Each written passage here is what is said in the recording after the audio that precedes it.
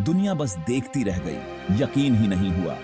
एक modern Boeing 777 Malaysia airlines flight MH370 बस गायब हो गया। ये मार्च 8, 2014 की बात है। प्लेन एक रूटीन फ्लाइट पर था कुआलालंपुर से बीजिंग तक। उसमें सवार थे 227 पैसेंजर्स और 12 क्रू मेंबर्स। उनके परिवार इंतजार कर रहे थे, पूरी दुनिया इंतजार कर रही थी, लेकिन MH370 कभी पहुंचा ही नहीं। इस फ्लाइट के साथ क्या हुआ? यही सवाल, लेडीज एंड जेंटलमैन, हमारे समय की सबसे बड़ी एविएशन मिस्ट्रीज में से एक बन गया है। कैसे एक इतना टेक्नोलॉजिकली एडवांस्ड एयरक्राफ्ट बिना किसी निशान के गायब हो सकता है, वो भी ऐसे जमाने में जहां कांस्टेंट सर्वेलेंस और कनेक्टिविटी है। जरा सोचिए वो सीन। पैसेंजर्स अपनी जर्नी के लिए सेटल हो रहे थे। कुछ शायद अपनी डेस्टिनेशन पर पहुंचने के लिए एक्साइटेड थे, तो कुछ अपनों से मिलने का इंतजार कर रहे थे। कैबिन क्रू प्रोफेशनल और पोलाइट अपने काम में लगे हुए थे, सबकी कंफर्ट और सेफ्टी का ध्यान रख रहे थे। पायलट्स एक्सपीरियंस्ड और भरोसेमंद उस बड़े जेट को रात के आसमान में उड़ा रहे थे। सब कुछ नॉर्मल लग रहा था, रूटीन जैसा। फिर भी कहीं समंदर के ऊपर ये नॉर्मल सी बात बिगड़ गई। कम्युनिकेशन टूट गया, रेडार पर ब्लिप्स आने बंद हो गए। चलिए उस मनहूस रात पर वापस चलते हैं। मलेशिया एयरलाइंस फ्लाइट MH370 एक बोइंग 777-200ER रात भर की जर्नी के लिए शेड्यूल्ड था। इसे कुआलालंपुर से बीजिंग पहुंचना था। एयरक्राफ्ट का रजिस्ट्रेशन 9M MRO था। कंट्रोल्स पर थे कैप्टन ज़ाहरी अहमद शाह और first officer Fariq Abdul Hamid. Flight ने मार्च 8, 2014 को रात के 12:42 पर उड़ान भरी। सब कुछ नॉर्मल लग रहा था। प्री फ्लाइट चेक्स पूरे हो चुके थे और पैसेंजर्स बोर्ड हो गए थे। जैसे ही MH370 मलेशिया के अंधेरे आसमान में ऊपर उठा, एयर ट्रैफिक कंट्रोलर्स के साथ रूटीन कांटेक्ट बना हुआ था। फ्लाइट का शुरुआती हिस्सा बिना किसी इंसिडेंट के गुजरा। एयरक्राफ्ट अपनी क्रूजिंग एल्टीट्यूड 35,000 फीट तक पहुंच गया। पायलट्स और एयर ट्रैफिक कंट्रोल के बीच बातचीत स्टैंडर्ड थी। पैसेंजर्स आराम कर रहे थे। प्लेन के अंदर का माहौल शांत था। किसी को क्या पता था कि यह फ्लाइट एक अजीब गायब होने की तरफ बरह रही थी। एयरक्राफ्ट से आखिरी कम्युनिकेशन रात के 1:19 पर हुआ। जिस पल MH370 सिविलियन रेडार स्क्रीन से गायब हुआ, वही पल एक दर्दनाक अनिश्चितता की शुरुआत थी। रात 1:19 पर आखिरी गुड नाइट मलेशियन 370 के बाद एयरक्राफ्ट से उम्मीद थी कि वो हो ची मिन सिटी में वियतनामीज एयर ट्रैफिक कंट्रोलर्स के साथ चेक इन करेगा, लेकिन वो कॉल कभी आया ही नहीं। जब उसने ऐसा नहीं किया तो चिंता बढ़ने लगी। वियतनामीज कंट्रोलर्स कांटेक्ट नहीं कर पा रहे थे। उन्होंने अपने मलेशियन साथियों से संपर्क किया जो फ्लाइट को लोकेट नहीं कर पा रहे थे। मिनट बीतते गए और रेडार स्क्रीन्स पर MH370 का ना होना एक टेक्निकल सवाल से बदलकर एक सीरियस अलर्ट बन गया। प्लेन एक तरह से भूत बन चुका था। ट्रांसपॉन्डर ने ट्रांसमिट करना बंद कर दिया था। प्राइमरी रेडार, जिसे मिलिट्री इस्तेमाल करती है, उसने दिखाया कि एयरक्राफ्ट ने बीजिंग की तरफ अपने तयशुदा उत्तर पूर्वी रास्ते से हटकर पश्चिम की ओर एक तेज मोड़ लिया था। MH370 के टेक्निकल डिटेल्स और इस उलझी हुई मिस्ट्री के पीछे इंसानी कहानियां हैं। उस मनहूस फ्लाइट में 239 लोग सवार थे, 227 पैसेंजर्स, जिनमें 5 छोटे बच्चे भी थे, और 12 क्रू मेंबर्स।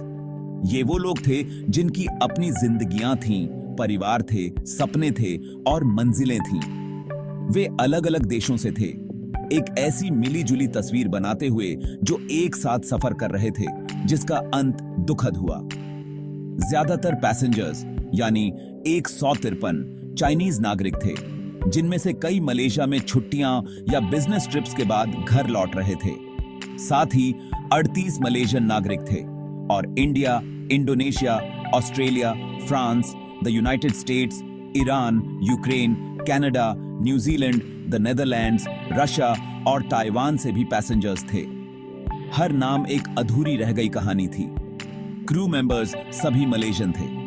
कैप्टन ज़ाहरी अहमद शाह 53 साल के एक बहुत अनुभवी पायलट थे जिनके पास 18,000 घंटे से ज्यादा का फ्लाइंग एक्सपीरियंस था।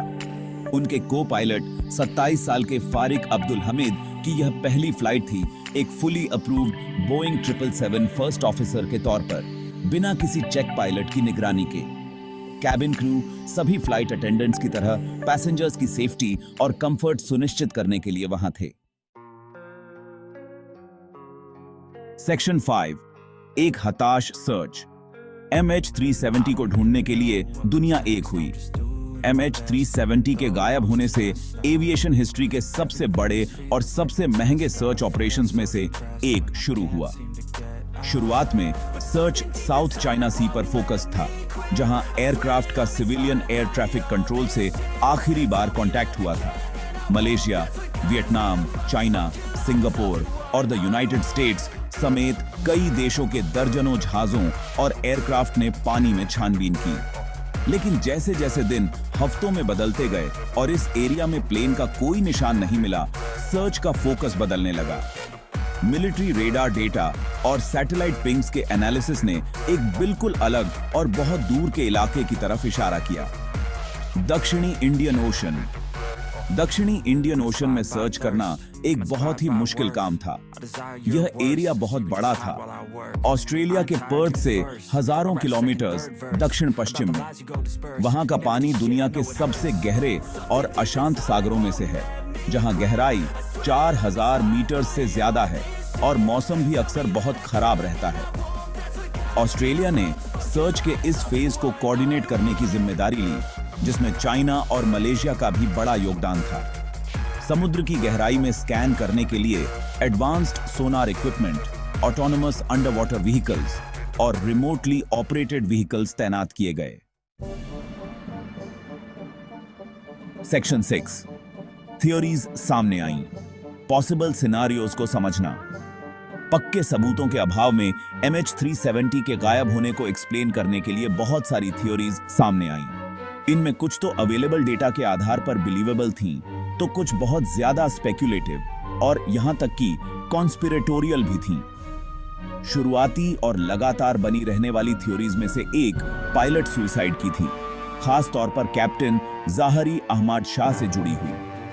इस थ्योरी को मानने वाले इस बात की तरफ इशारा करते हैं कि एयरक्राफ्ट को जानबूझकर रास्ते से भटकाया गया, कम्युनिकेशन सिस्टम्स को डिसेबल किया गया और कैप्टन की मेंटल स्टेट या उनके होम फ्लाइट सिम्युलेटर पर अलेजेड प्रैक्टिस रन्स की अनकंफर्म्ड रिपोर्ट्स भी थीं। हालांकि इन्वेस्टिगेटर्स को इसे सपोर्ट करने के लिए कोई पक्का सबूत नहीं मिला और यह कैप्टन के परिवार और साथियों के लिए एक बहुत दुखद बात बनी हुई है। थ्योरीज की एक और बड़ी कैटेगरी किसी तरह की गैर कानूनी दखलंदाजी, जैसे हाईजैकिंग, से जुड़ी है। क्या टेररिस्ट्स ने प्लेन पर कंट्रोल कर लिया था? अगर हां, तो उनकी डिमांड्स क्या थीं और कोई कम्युनिकेशन क्यों नहीं हुआ? ट्रांसपॉन्डर को जानबूझकर डिसेबल करना और जो खास फ्लाइट पाथ लिया गया, उससे इस बात को बल मिलता है कि कंट्रोल्स पर कोई ऐसा था जिसे एविएशन की जानकारी थी, लेकिन असली मकसद या गोल पूरी तरह से अज्ञात है।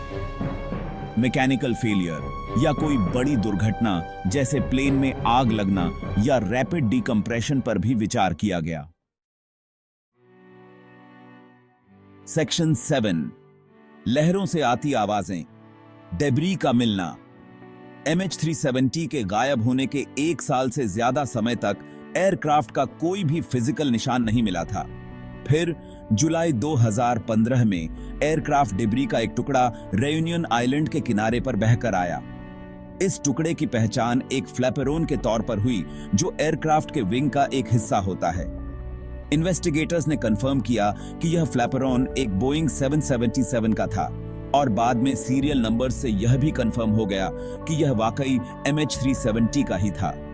यह पहला पक्का सबूत था कि एयरक्राफ्ट का अंत दुखद हुआ था। सेक्शन 8, बाकी बचे सवाल। MH370 के साथ असल में क्या हुआ? सालों की इन्वेस्टिगेशन, बड़े बड़े सर्च एफर्ट्स और कुछ डेब्री मिलने के बावजूद MH370 से जुड़े मुख्य सवाल अब भी बिना जवाब के हैं। उस बोइंग 777 के कॉकपिट में आखिरी रूटीन कम्युनिकेशन के बाद असल में क्या हुआ? एयरक्राफ्ट के कंट्रोल्स पर कौन था जब वो अपने तय रास्ते से इतनी बुरी तरह भटका? और यह भटकाव इस तरह से क्यों किया गया कि वो इतने लंबे समय तक सिविलियन रेडार से बचता रहा? मलेशिया द्वारा 2018 में जारी की गई ऑफिशियल इन्वेस्टिगेशन रिपोर्ट में यह नतीजा निकाला गया कि एयरक्राफ्ट को जानबूझकर रास्ते से भटकाया गया था। हालांकि इन्वेस्टिगेटर्स यह पता नहीं लगा पाए कि इसके लिए कौन जिम्मेदार था या इन कामों के पीछे क्या मकसद था। सेक्शन 9, एक कभी न सुलझने वाली पहेली। MH370 की लेगेसी और impact. Malaysia airlines flight MH370 का गायब होना सिर्फ एक अनसुलझी एविएशन मिस्ट्री से कहीं ज्यादा है। इसकी लेगेसी के कई पहलू हैं जो aviation safety, international cooperation, technology की सीमाओं और इंसानी दुख और हिम्मत की ताकत को छूते हैं। सबसे बड़े इंपैक्ट्स में से एक ग्लोबल फ्लाइट ट्रैकिंग स्टैंडर्ड्स पर पड़ा है। एयरक्राफ्ट की इंप्रूव्ड रियल टाइम ट्रैकिंग की मांग उठी, खासकर दूर दराज के समुद्री इलाकों के ऊपर। एविएशन इंडस्ट्री ने तब से ऐसे सिस्टम्स लागू करने की दिशा में कदम उठाए हैं। इस घटना ने multinational search and rescue operations की चुनौतियों को उजागर किया। सर्च एरिया का विशाल आकार और टेक्निकल मुश्किलें बहुत ज्यादा थीं। इसने बेहतर इंटरनेशनल प्रोटोकॉल्स और रिसोर्स शेयरिंग की जरूरत पर जोर दिया।